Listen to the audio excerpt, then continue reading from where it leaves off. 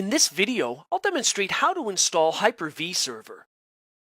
The Hyper-V Server product can be installed as a role within Server Manager if we've got Windows Server Technical Preview 2. We could also install the Hyper-V role using PowerShell at the command line or using the Server Manager if we've got the full Windows operating system. But we can also download and install the Hyper-V Server standalone product. This is a free product, although you do have to license the virtualized operating systems. They aren't free necessarily. But the Hyper-V Server standalone product has a minimal interface. We don't have the Hyper-V Manager GUI that we run locally like we could if we installed the Hyper-V role on a graphical server.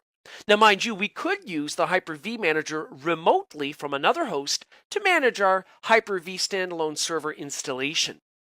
Here I've booted from the Hyper-V installer. We can see it's set to Microsoft Hyper-V Server Technical Preview 2, and it wants to install using the English language. So I will accept all of these defaults, and I'm going to go ahead and click on Next. Now, I'm not going to repair my computer. I don't have an existing Hyper-V standalone server installation that's problematic. There's nothing installed yet. So I'm going to go ahead and click on Install Now. The next thing I'm presented with is the pre-release software license terms. Of course, pre-release software should never be used in production, so I'll go ahead and accept these license terms because I'm going to evaluate it, and I'll click Next. I'm not going to be doing an upgrade. Instead, I'll be doing a custom installation. Now, if you've already got Hyper-V Standalone Server Technical Preview installed, you won't be able to upgrade to Technical Preview 2 in this pre-release code. You'll have to do a clean installation. So I'm going to choose a custom installation. It shows me my disk layout. So I've got a 60 gigabyte drive. I'm going to leave that as it is and let it use it. So I'll click Next. Now, I could have specified on that previous screen an additional driver, maybe for a hardware RAID controller, if it wasn't detected by the installer.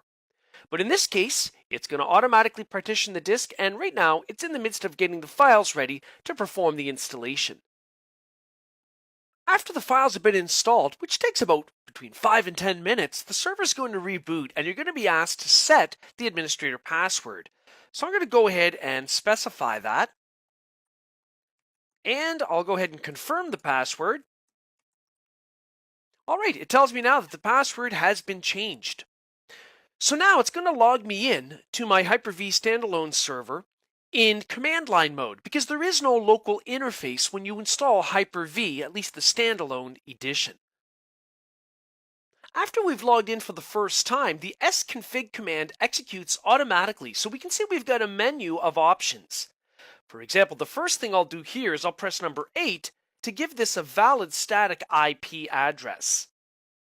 Then I'll go ahead and press number 1 to set the network adapter address. Then I'll go into number 2 to set the DNS server. So here I'm going to press S to specify a static IPv4 address for my Hyper-V host. And then I'll specify the subnet mask as well as the default gateway IP address. Now I'm going to set the DNS server IP address. Now, this one is important if you want to join this Hyper-V host to an Active Directory domain. You want to make sure the DNS server that you're pointing to is one where this host will be able to discover the service location records for domain controllers in the domain you want to join. So I'll go ahead and set that. Back on the main menu in sconfig, I'm going to press number 1 to join this computer to my Active Directory domain and to set the computer name. Here I'm going to join the quick24x7.local Active Directory domain, so I'll go ahead and press enter. At this point, it waits for me to specify an authorized user that can join computers to the domain, so I'm going to go ahead and specify those credentials. Then it asks me if I'd like to change the computer name, and I'm going to choose yes. For the new computer name, I'm going to type in Hyper-V-standalone. And again, I'll specify the appropriate credentials. Here I'm going to use the domain administrator account in that Active Directory domain. And now it asks me to restart the computer to apply the changes, so I'm going to go ahead and do that. After having rebooted, it automatically pops up sconfig when I log into the system, and we can now see that our system is a member of the Quick24x7 domain. From another host with the Hyper-V Manager GUI tool installed, we could connect to our newly installed Hyper-V standalone host. So I'm going to browse Active Directory for it. Now, the Hyper-V standalone server edition does not have to be joined to an Active Directory domain, but here it is in our environment.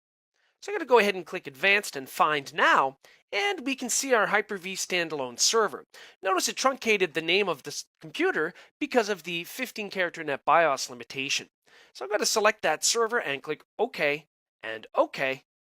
And after a moment, it's added here to my Hyper-V Manager Navigator on the left, where on the right, I could manage the Hyper-V settings on that host, or if I wished, I could build new virtual machines and so on, all using the graphical interface.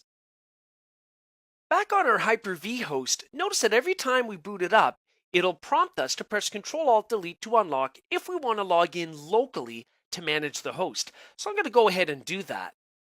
So every time I log into my local Hyper-V host, it will automatically pop up this sconfig menu system, but I could use Alt-Tab to switch back to a regular command prompt where I could use any valid Windows command, like ping, for example, to ping a host or a default gateway, and so on. So I don't have to work in the sconfig menu utility, but most of the common things we might want to do are available here, such as joining the domain, changing the computer name, configuring Windows Update, configuring remote desktop, changing the IP address in network settings, and so on. Now, if I wanted to manage my Hyper-V installation locally, I could go back to a regular command prompt where I could start PowerShell by typing PowerShell. Once I'm in PowerShell, I could work with all of the Hyper-V commandlets to manage the Hyper-V host, virtual machines, virtual hard disks, checkpoints, and so on.